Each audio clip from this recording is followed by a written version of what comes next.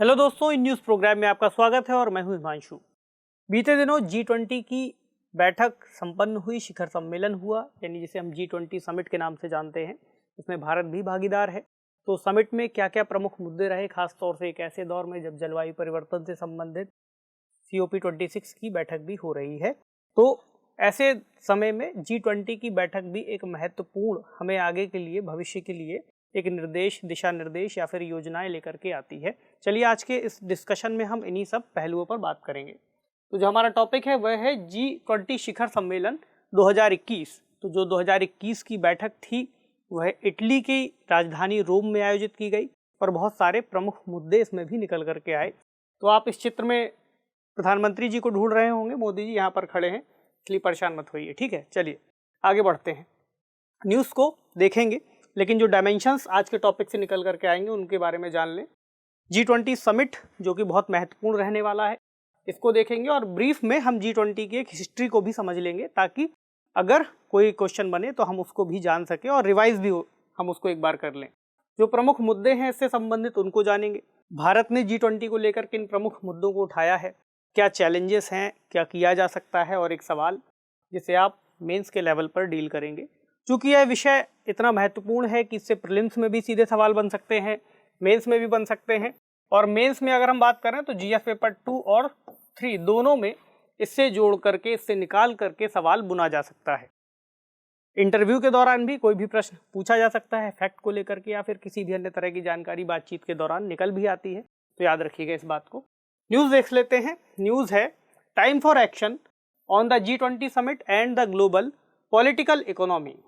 तो global political economy को लेकर के यह बैठक संपन्न हुई है और G20 का जो सम्मेलन है वह खास तौर से आर्थिक मुद्दों को ही समाहित करता हुआ चलता है। इसके अलावा पॉलिटिकल इश्यूज भी जो इकोनॉमिकल मुद्दों से या आर्थिक मुद्दों से जुड़ते हैं, पर्यावरणीय मुद्दे भी महत्वपूर्ण है आर्थिक दृष्टिकोण से। इस आधार पर उन सभी को भी जोड़ करके देखा गया है। वैसे भी सभी मुद्दे एक दूसरे से जुड़े हुए ही होते हैं। तो G20 के पहले हम एक पृष्ठभूमि को जान लें ताकि हम आगे बात कर सकें। तो G20 एक अंतर्राष्ट्रीय मंच है जिसमें दुनिया की प्रमुख अर्थव्यवस्थाओं को एक साथ लाने का एक संकल्पना रखी गई है। इसके आधार पर ही इसको गठित किया गया है। इसकी स्थापना 1999 में हुई थी।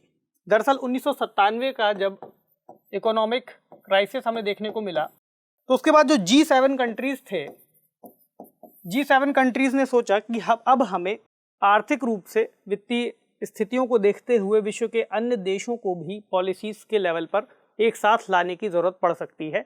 इसी के आधार पर 1999 में जाकर के G20 की स्थापना की बात आई, ठीक है। तो इसकी शुरुआत जब हुई थी उस समय इसमें वित्त मंत्री और केंद्रीय बैंक, जैसे भारत का केंद्रीय बैंक RBI है, उसी तरह अन्य देशों के भी केंद्रीय बैंक और देशों के जो वित्त मंत्री हैं, फाइनेंस मिनिस्टर हैं, या अर्थव्यवस्था को देखने वाले संबंधित प्रतिनिधि हैं, उनको लेकर के एक परामर्श मंच के रूप में इसे शुरू किया गया। उस दौरान जो भी बैठकें होती थी, बातचीत इस लेवल पर होती रहती थी।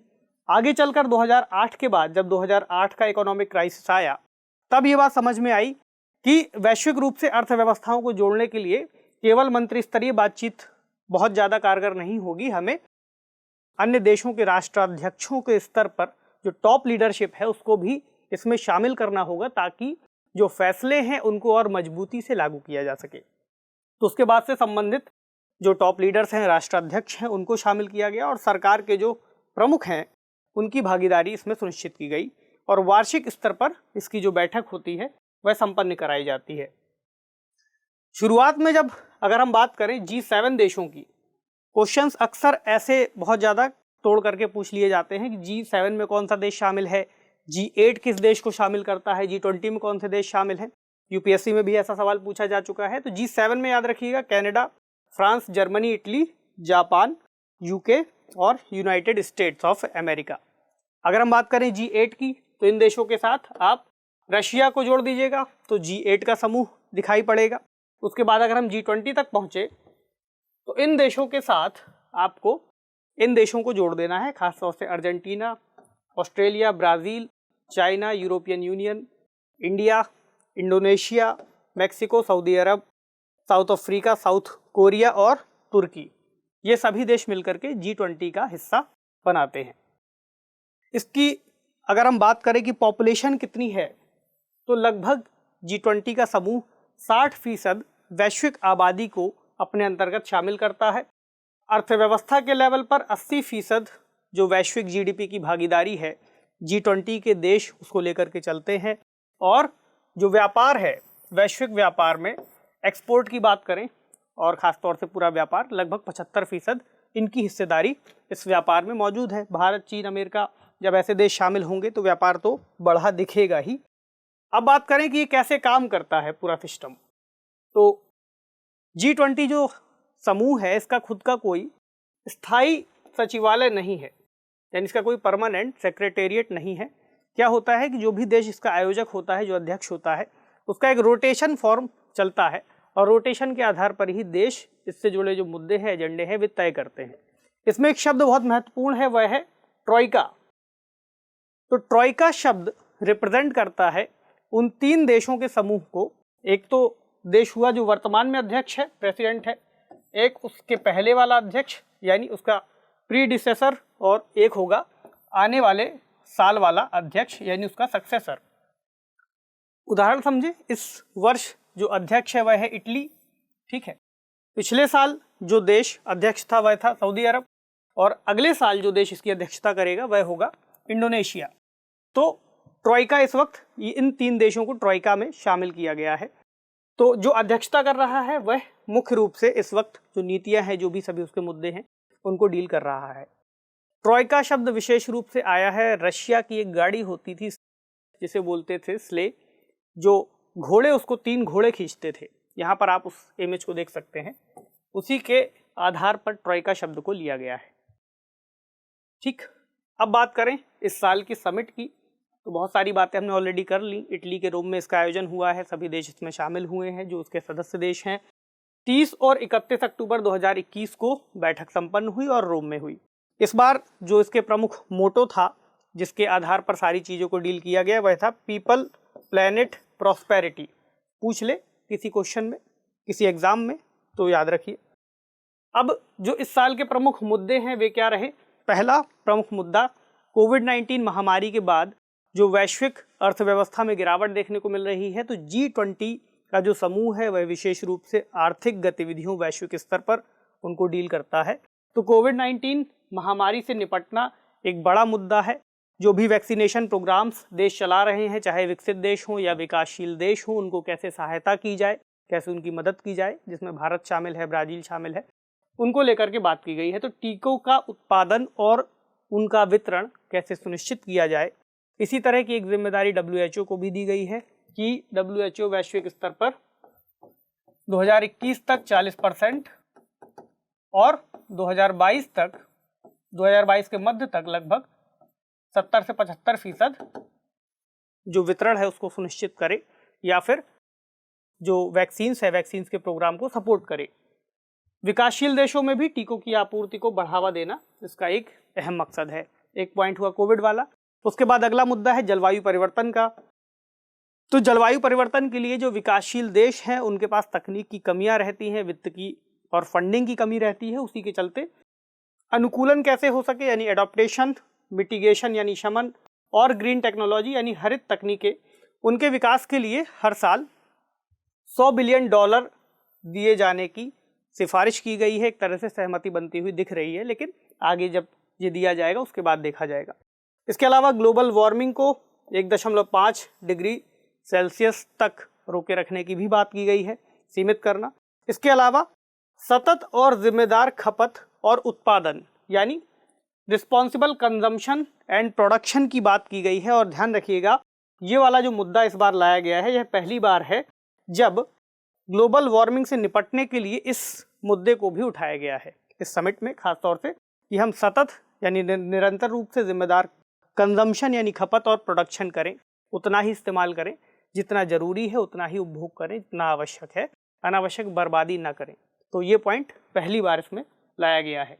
SDG गोल में किस में जुड़ता है? यह है SDG goal number 12, responsible consumption and production.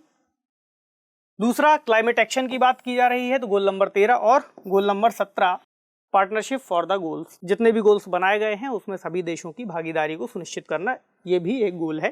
तो सतत विकास लक्ष्यों के बारे में एक बार फिर से रिवीजन कर लीजिएगा, खासतौर से ये वाले जो महत्वपूर्ण थे उनकी चर्चा यहाँ पर की गई है।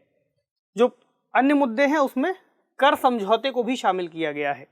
इसमें अधिक स्थिर और निष्पक्ष अंतर्राष्ट्रीय कर प्रणाली की बात की गई है।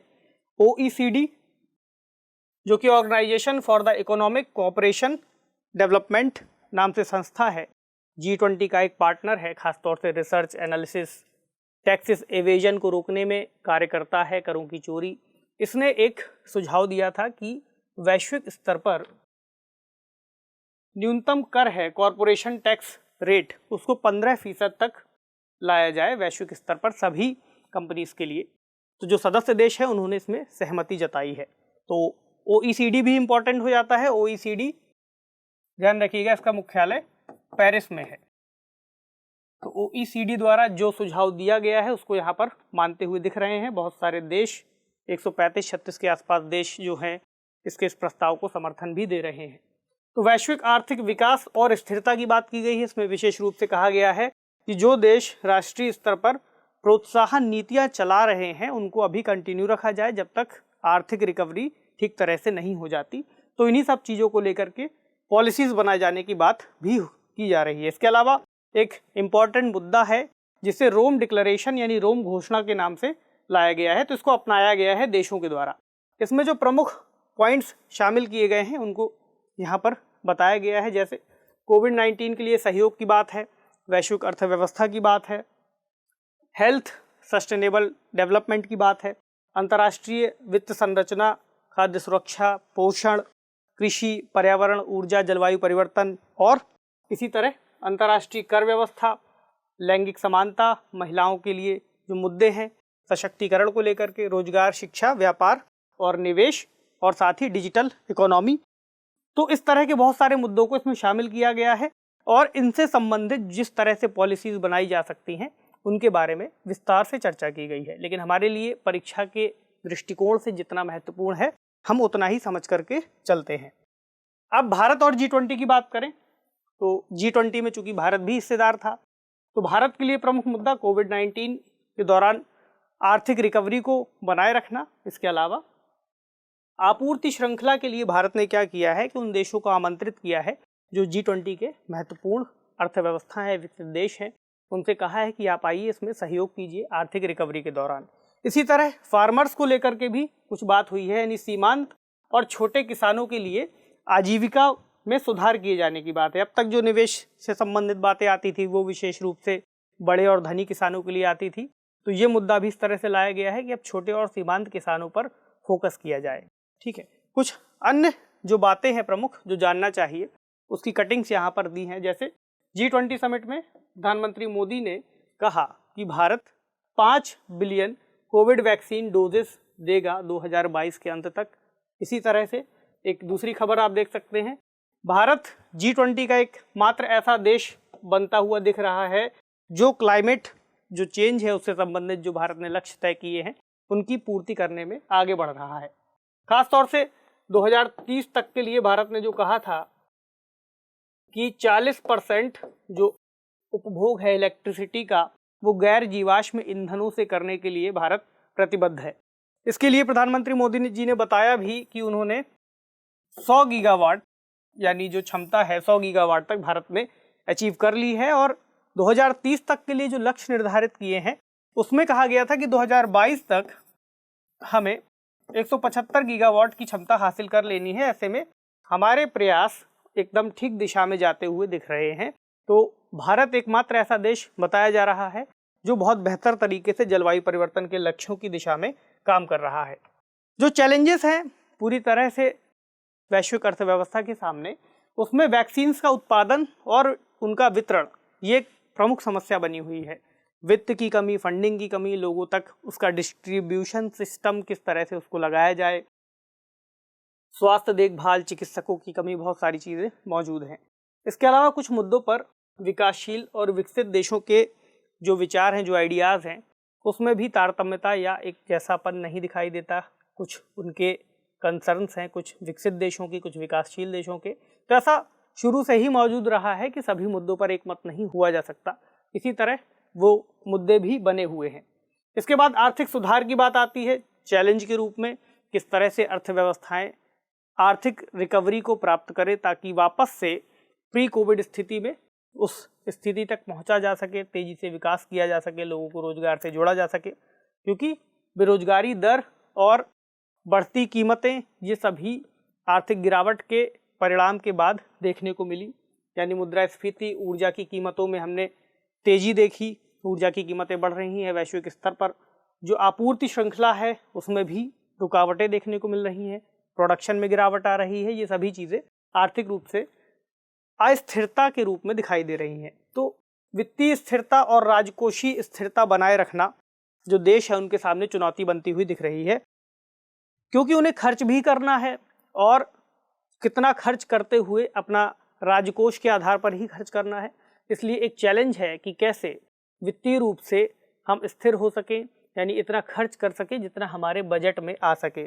कहीं ऐसा ना हो कि हमें खर्च बहुत ज़्यादा करना है और हमारे पास उतना राजस्व मौजूद ही नहीं है, राजकोष खाली है। तो क्या हो सकता है? सॉल्यूशन के तौर पर 2-3 पॉइंट जानने जरूरी हैं। जैसे टीकों के लिए जो आपूर्ति श्रृंखला है और बुनियादी ढांचा है उसको मजबूत करने की तरफ देश विचार कर भी रहे हैं और उसी की ओर कदम बढ़ाया जाना जरूरी होगा। इसी तरह जो हमने जलवायु परिवर्तन को रोकने के लिए प्रतिबद्धताएं अपनाए जाने की बात कही है, अभी COP26 की बैठक भी चल रही है, इस दौरान भी बहुत सारे नए नए अपडेट्स अभी आएंगे, उनके बारे में किसी और सेशन में चर्चा करेंगे जिस तरह से हमें जानकारी मिलेगी।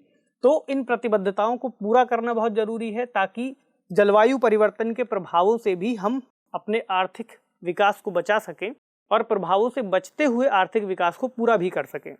इसी तरह जो रिकवरी है वह भी सस्टेनेबल तौर पर की जाए, यानी सतत रूप से की जाए और लगातार चलती रहेगी, धीरे धीरे हम विकास करते रहेंगे। ठीक, तो जो सवाल बन सकता है आज के टॉपिक से उसे देख लें। सवाल है कोविड महामारी के बाद आर्थिक रिकवरी और जलवायु परिवर्तन के लिए G20 की बैठक कितनी प्रासंगिक हो सकती है, चर्चा कीजिए।